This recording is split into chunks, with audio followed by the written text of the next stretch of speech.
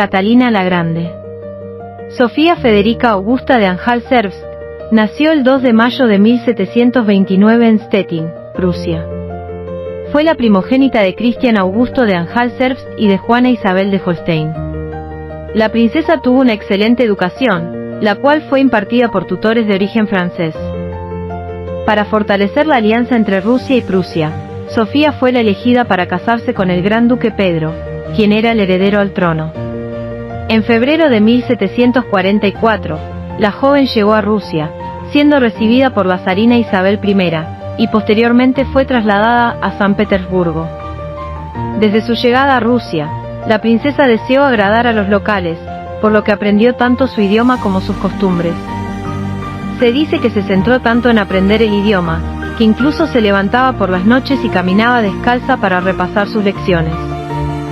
En junio de 1744, la princesa Sofía Federica abandonó sus viejas costumbres, y se convirtió a la fe ortodoxa, recibiendo el nombre de Catalina Alexeyevna. Y en agosto de 1745, se casó con el gran duque Pedro en San Petersburgo.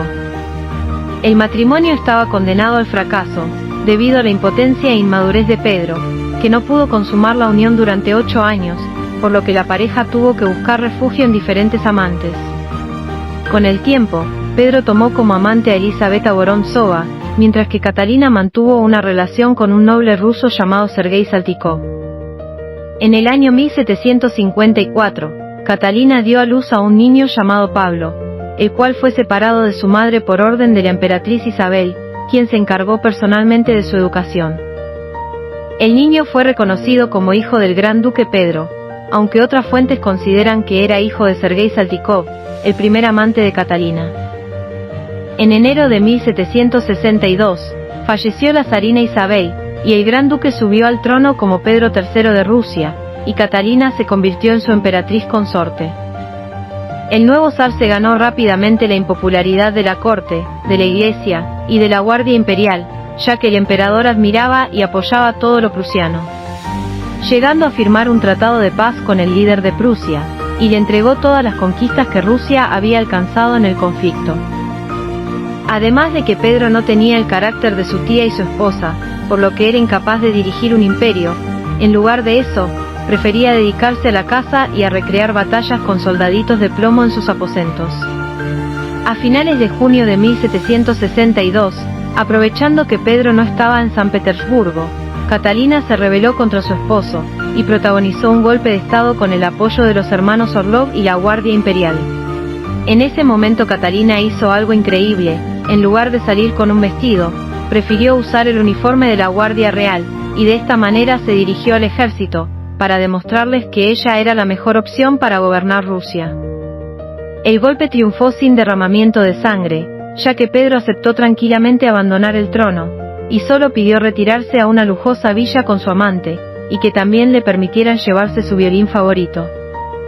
Posteriormente Pedro fue trasladado al palacio de Ropsa, y días después del golpe de estado, muere en extrañas circunstancias, probablemente estrangulado por Alexei Orlov. A pesar de que Catalina no era una Romanov de nacimiento, sustituyó a su esposo, y fue coronada en Moscú, el 22 de septiembre de 1762, a los 33 años de edad. Sin embargo, una parte de la nobleza lo consideró una usurpación, la cual era tolerable durante la minoría de su hijo Pablo. En la década de 1770, un grupo de nobles partidarios de Pablo contemplaron la posibilidad de derrocar a Catalina y transferir la corona a su hijo. Pero nada de eso se llevó a cumplir, y la emperatriz gobernó Rusia hasta su muerte. Durante su reinado renovó el anticuado código legal ruso, e insertó novedades en la agricultura y la industria. Reunió la colección real de arte más importante de Europa, y fundó con ella el Hermitage de San Petersburgo. La emperatriz se preocupó por atraer a su corte a arquitectos, filósofos, científicos y artistas.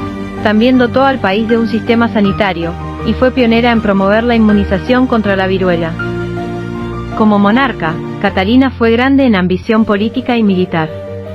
Arrebató territorio al Imperio Otomano, para dotar a su imperio de una salida al Mediterráneo a través del Mar Negro. También convirtió a Polonia en un país satélite, sentando en su trono a un rey títere. Con todo ello, el Imperio ruso se convirtió en la potencia hegemónica del este de Europa. Catalina murió en noviembre de 1796, en San Petersburgo, Rusia. El día anterior a su deceso se había despertado con buen ánimo, y aseguró haber pasado una maravillosa noche de sueño. Después de iniciar con sus labores diarias fue encontrada en el suelo, y con el pulso muy bajo.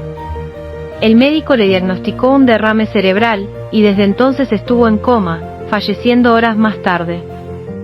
Catalina fue una mujer excepcional para su época, no solo por la autoridad que ostentó, sino por la seguridad con la que lo hizo. Incluso en la guerra se presentaba ante su ejército con vestido militar, y montando a caballo, como lo habría hecho cualquier emperador. Mucho se ha hablado de su vida privada, y de cuántos amantes tuvo, pero la verdad es que no fueron más que los amoríos de otros zares y reyes. La diferencia está en que nunca hizo nada para ocultarlos, ya que no sentía la necesidad de hacerlo. Además de que había demostrado que podía ejercer el poder demasiado bien, o incluso mejor que cualquier emperador, por lo que podía permitirse los mismos caprichos de los que ellos disfrutaban.